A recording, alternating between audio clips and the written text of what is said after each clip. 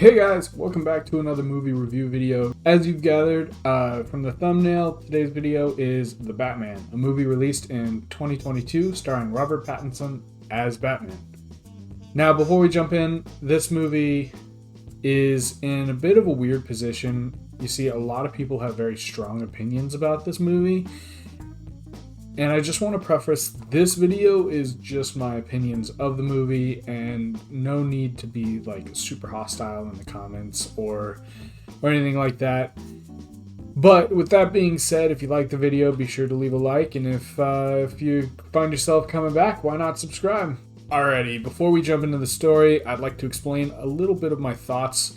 Before I watched this movie, I kind of went in with a bit of a mixed bag of emotions. You see, the trailer for this movie was amazing, and yet there was a vampire-shaped shadow looming over this movie. You might be saying to yourself, you can't just judge Robert for his early work, in which I'd say you'd be right. And I had seen other works that he's been in, so like I knew that he could do other things aside from Vampire Man. I saw him in Lighthouse, and it's one of my favorite niche horror-esque movies. But I couldn't help but shake this weird feeling that I was getting when going into the movie. But luckily, this movie proved me to be very wrong. But I'll save that for later. Now, let's hop into the story.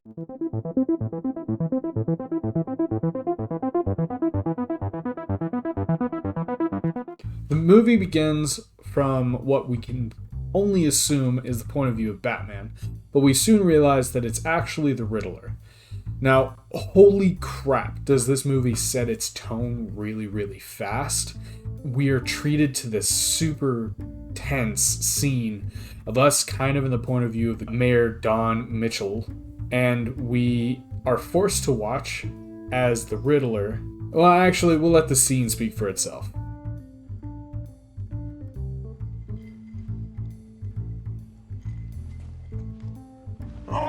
We then cut to random criminals throughout the street seeing the symbol and stopping their crimes until we stay with a group of thugs that I always thought kind of looked like members of like Joker's gang, like with the face paint and stuff. And they're doing this tryout gang initiation thing where they have their new recruit beat up a man until they're stopped by the sound of super heavy boots behind them. And we get a small look into the combat into the movie, which straight up feels like it is pulled directly out of the Arkham games. And Batman beats up the goons and says his most infamous line, "I'm vengeance."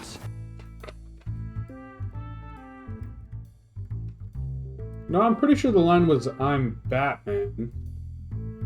But, anyway, Batman proceeds to fast travel to the crime scene of the mayor, where we are introduced to this movie's version of Commissioner Gordon, where they discover a note that was left by the Riddler for Batman.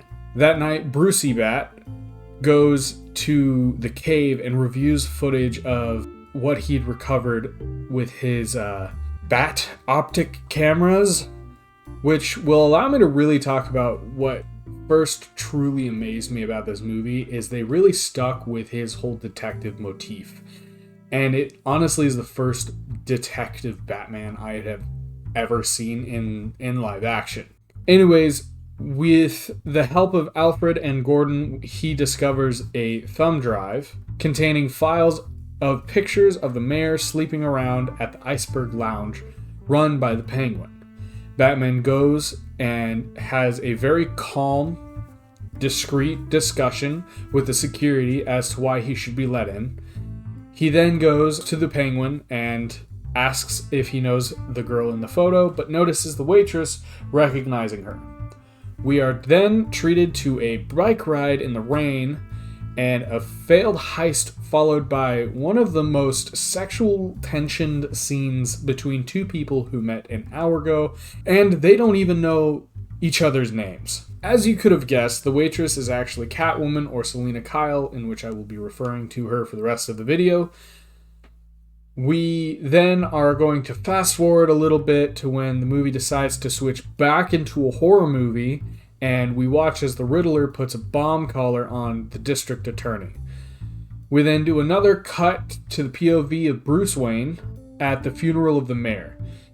This scene was pretty much spelled out in the trailer, so basically, funeral happens, car comes through, bomb man appears, and now it's nighttime. Holy shit, the bomb squad is kind of slow.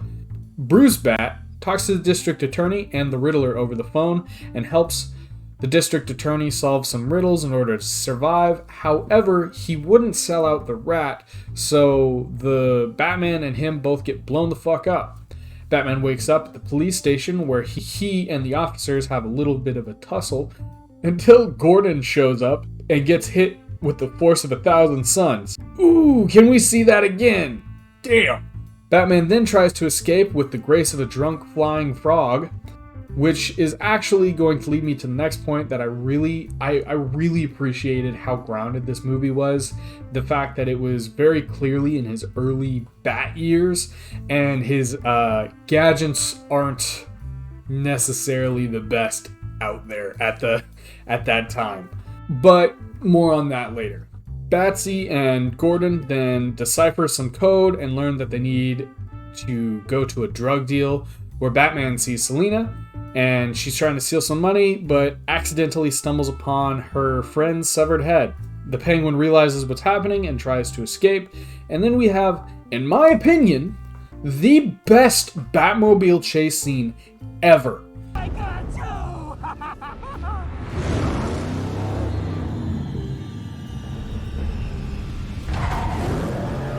And Batman and Gordon interrogate Penguin and learn that the Maroni's operations were kind of taken over by the Falcones and a group of corrupt cops covering it up. And then there's a super small detail in this scene specifically where the Penguin's legs are tied up, and it's kind of one of those blink and you miss it kind of a things. But if you notice, he's wearing like 6-inch high heels, which I thought was a beautiful addition to his character, because in the comics, he's super short, and this just kind of emphasizes the fact that he's trying to cover up that part of him, and it's just really good. I really enjoyed that part of that small little, not in your face kind of a detail about Penguin's character. Batman and Gordon follow the Riddler's trails to the ruins of an orphanage funded by Bruce's murdered parents, where they learn that the Riddler holds a grudge against the Wayne family. Bruce's butler, Mr. Alfred, is hospitalized after a letter bomb addressed to him, to Batman, blows up in his face. The Riddler leaks evidence about Thomas Wayne, who was running for mayor when he hired Falcone to murder a journalist. Bruce confronts Alfred, who maintains that Thomas only asked Falcone to threaten him. Thomas planned to turn himself and Falcone over to the police. Once they found out Falcone murdered him, Selina reveals that Falcone is actually her father, and that he murdered both her mother and Anika, killing the latter because she found out that he was the informant. She tries to kill Falcone, but is overpowered, and he tries to kill her. Batman and Gordon arrive just in time to save her and arrest Falcone, which actually will let me bring up a scene that I'm just gonna let talk for itself.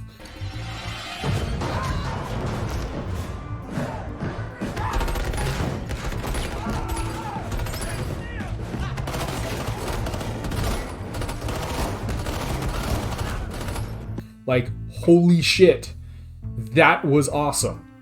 If you don't think that was awesome, then you're just a hater. Anyways, the Riddler shoots Falcone, and the Riddler is revealed to be a forensic accountant, Edward Nashton, and is incarcerated at Arkham State Hospital, where he tells Batman that he's been his inspiration as to why he's been doing this in order going after all of the corrupt, like, politicians and such, which Also kind of has this really unique Bruce Wayne scene that just says they chose a very good actor to play the Riddler.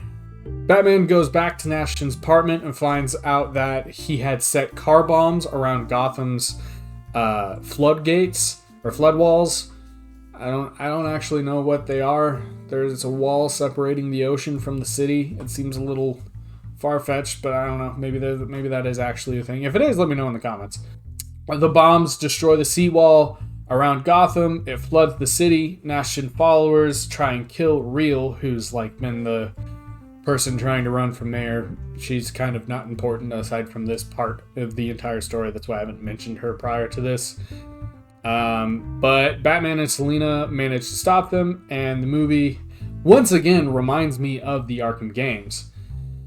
Batman aids the recovery efforts and vows to inspire Gotham, and that's basically how the story ends.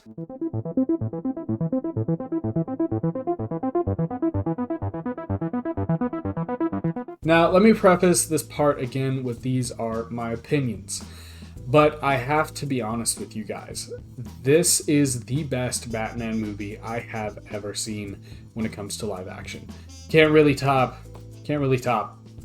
the animation movies, just because you can't. This is the first Batman movie I have ever seen that is truly a detective film. Also, I really liked how dark it got. You can see the inspiration behind it with the Long Halloween comic and the movie Seven, which I covered in a video a couple weeks ago, so if you guys want to watch that, I'll link it down below. There's one thing in particular that I think they did right, and I believe it's one thing that even the haters of this movie could agree is phenomenal, and that is the choreography. It's so fluid, it's so brutal. This isn't a Batman who's learned restraint yet, and you can tell. Brutality really is kind of just his only word in his dictionary. And honestly, I am here for it. So there's really only one true negative that I have for this movie, and it's the fact that it's really long.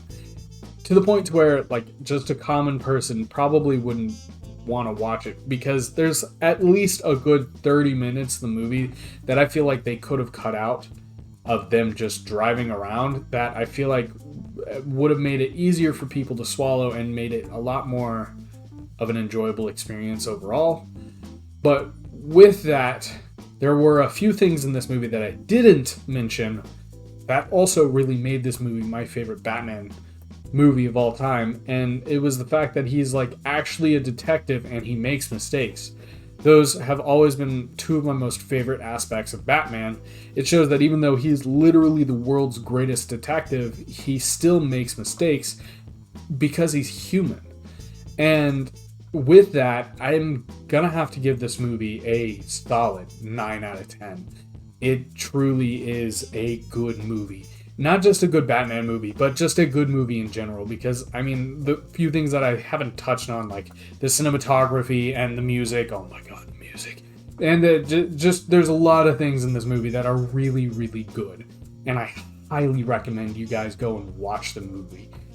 If anything, just to experience Nirvana the way that this movie makes you experience Nirvana. Now, before I let you go, I'd like to say thank you for watching. And if you like the video, be sure to leave a like. And if you keep coming back to my channel, why not subscribe? It's right there. It's free. It's nice and easy. Big red button for you to pick. I'll be live streaming Friday. It'll either be Elden Ring or Overwatch, whatever fate ends up deciding. And with that, I think I'll see you guys in the next video. Peace.